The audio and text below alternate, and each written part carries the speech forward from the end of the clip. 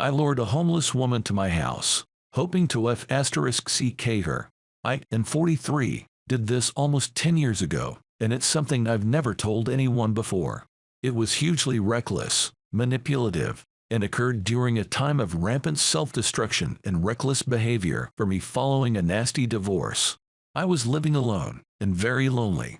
Not finding any luck in regular dating or even one-night stands, I started using Craigslist and Backpages to find h*cups. I connected with a woman, Michelle, who was in a nearby city and claimed to be homeless and looking for help.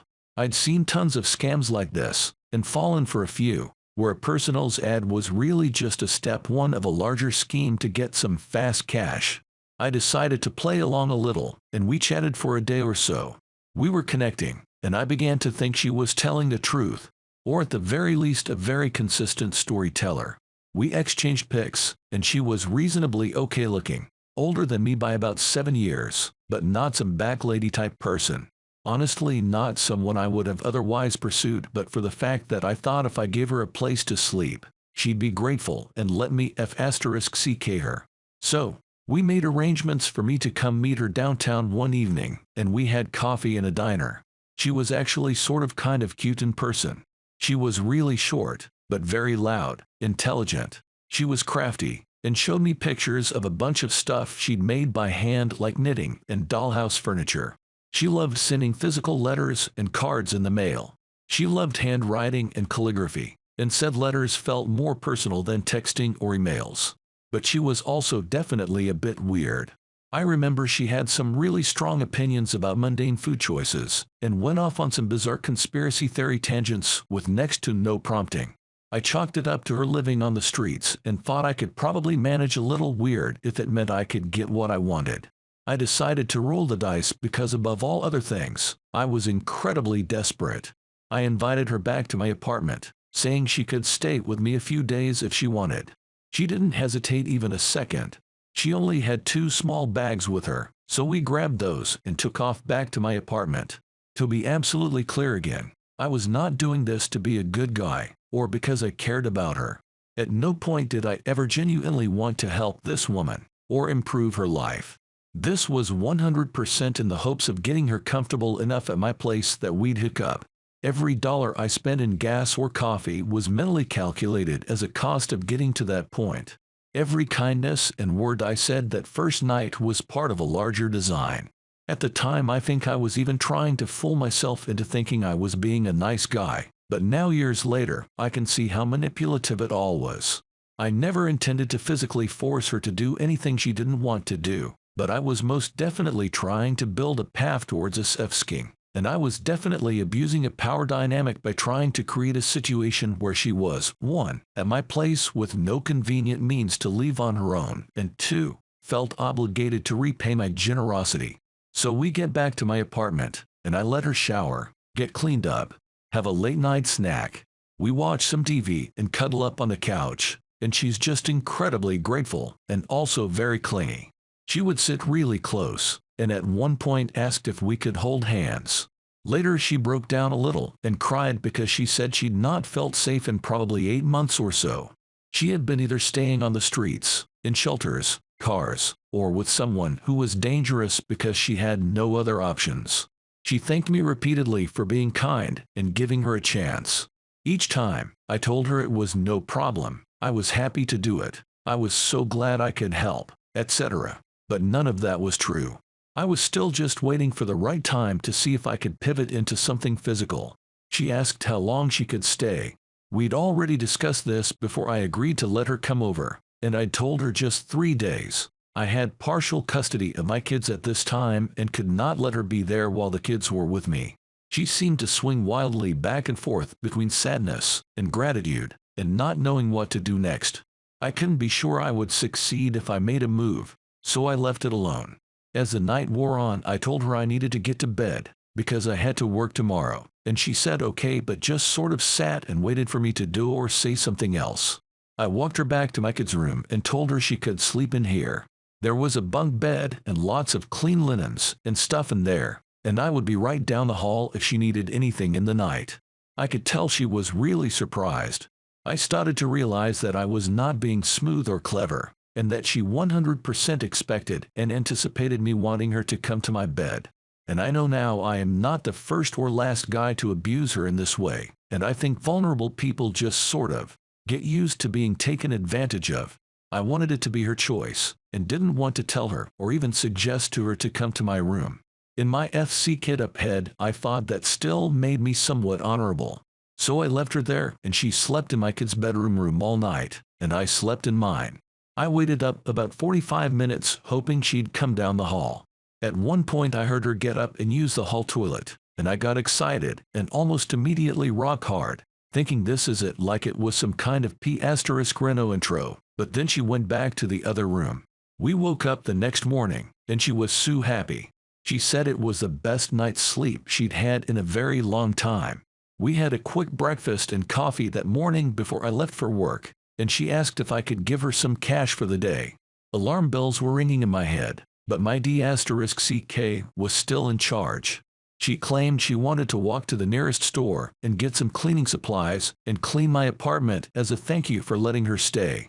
I told her she didn't need to do that or repay me at all, but she really wanted to. So I gave her $50 and left her there in my apartment for the day. In hindsight, it was an insanely stupid thing to do. I could have been completely cleaned out and robbed by the time I came home. She could have invited other people over, gotten high, or trashed the place. We texted a little during the day, but I never knew for sure what I was going to come back to, so I was getting increasingly anxious. And up to the point that I actually walked in, I was still half expecting her to be gone, along with my TV and anything else of value. But no, she was there, and had done exactly what she'd said. She'd walked to the F***ing Walmart and gotten a bunch of stuff, cleaners, and a new mop, and had cleaned my whole kitchen and both bathrooms, vacuumed and everything. When I got home, she ran up to me and hugged me, and it was like we'd been living together for a long time. She showed me everything she cleaned, and playfully reprimanded me for not having better supplies. She asked about my day and how I was doing, and we just had a great rhythm and a lovely evening. I remember she asked to cook and I said sure, but because I was a dumbass single guy at the time, I didn't have much. She made some kind of chicken something dish from what she could find, and it was honestly pretty terrible. But I smiled and thanked her and told her it was great because it was a sweet gesture, and also because everything seemed to be coming together. We cuddled again that night watching a movie, and this time she started to get pretty bold. She would hug me and run her hands under my shirt, and put her fingers for my hair, and laid her head on my shoulder, and touched my legs a lot. I just let her do whatever she wanted. I gave very little back, even though I was so turned on.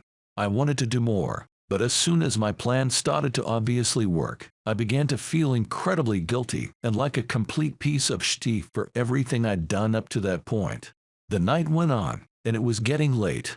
I told her again I needed to get to bed because of work in the morning. As we walked down the hall, I started to tell her good night at other room, and she just asked, "Can I sleep in your bed instead?" And I said, "I don't want you to feel like you have to do that." Absolute lie. I orchestrated this moment to make her feel that way, and definitely wanted her in there. She said, "No, I want to. This bed is nice, but I want to be next to you if that's okay." So we both went to my room. Now I don't know if she'd decided to come in there during the day besides to clean the adjoining bathroom, or if she would have respected my privacy, but she at least acted surprised because my bed's way nicer than the kids' bunk beds obviously. She stripped down immediately, and crawled into bed naked. She kind of hopped and bounced a little, laughing like a kid, and she looked so happy to be there. I stripped down too and really enjoyed just getting to see her whole body at last. As soon as the lights were down, she got really solely aggressive right away. She crawled on top of me, and we were making out and grinding, and it felt incredible. I do remember though she was a terrible kisser. She did this thing where she would kind of open and close her mouth while she kissed, like she was chomping. But this was what I'd been planning for, and so we went for it. We rolled around for a couple hours, touched and kissed each other everywhere, and FC'd 2 times that night. And I didn't even use protection because I was so lost in it. Incredibly stupid and reckless. The next day, it was like something had completely lifted for me. Call it post-nut clarity, I guess. But I'd gotten what I wanted out of this exchange, So I ready to move on. And I started to think more and more about how dangerous and reckless I'd been in this whole scenario. That next morning she was sort of idle talking about the weekend coming up. I reminded her that I'd told her she could only be here for 3 days. I could tell she was hoping that the previous night might have changed things, but I held firm. I began to immediately pull away emotionally, because I didn't want to be manipulated into changing my mind.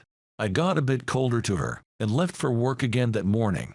The whole way there I was cursing my stupidity at being so cold. Not because I'd obviously hurt her feelings, but because now she might want to punish me, and I'd just left her alone again at my place. I got back home that evening and everything was fine. She had gone back to the store and gotten some more food, and had a nicer dinner waiting for me. I tried to be so nice, but was in such a *TDY mood on the inside. I think because she was doing everything she could think of to show me how nice it was for her to be there, to be grateful, and all I could do was to see it through the same lens I'd used on her, that she was now manipulating me and trying to get me to fall for her so that I'd let her stay. I tried not to let it show, but I think she could definitely pick up on the change in the atmosphere. I said a few times that night about how I'd need to drop her off at some point the next day before my kids came over, either before work or right after I got back, making it clear the plan wasn't going to change. By the end of the evening, she'd made arrangements for a friend to come and pick her up. I told her, "You can't let them in here, you know that, right?" And I could tell it really hurt her feelings. She said she understood.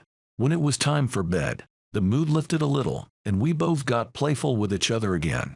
We both slept in my room again that night, and despite how I'd acted, she was still all over me once the lights went off. We **CK'd again, and cuddled for a little while after. I remember thinking in the dark, while her head was on my chest, and I was playing with her hair. I imagined what my life might be like if I decided to treat this woman like an actual person, and to not just use and discard her. But then I tried to imagine how I'd explain her to other people, or what my friends would think of her. Someday it might come out what I'd done, and someone else would see through my bullshit and realize I'd manipulated her. So I started to focus on everything she'd done that I didn't like the bad food and the terrible kissing, the weird conspiracy stuff, and I just closed my mind to anything else.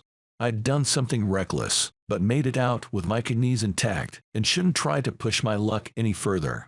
The next morning, I was feeling terrible, but wouldn't budge on her having to leave. I never even asked her where she would actually go, or who the friend was that was picking her up. All that mattered was that she'd be gone by the time I came back from work. She asked to keep in touch, and for a way to send me a letter, so I gave her my P.O. box. She texted me during the day to tell me she got off safely, and sure enough, she was gone by the time I got home. She left the place in great condition, and even made the beds. I remember because my kids were like, "Dad, why did you do that?" Because I have never once made theirs for them.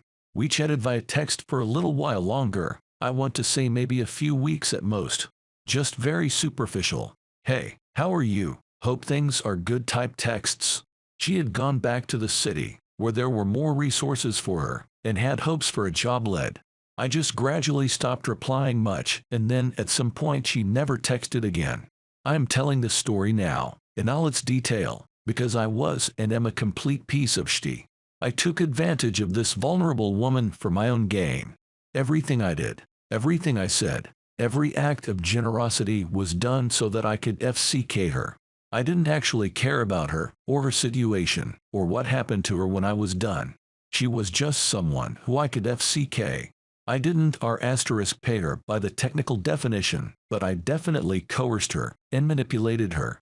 I tried to justify it in my head by saying that these were her own choices.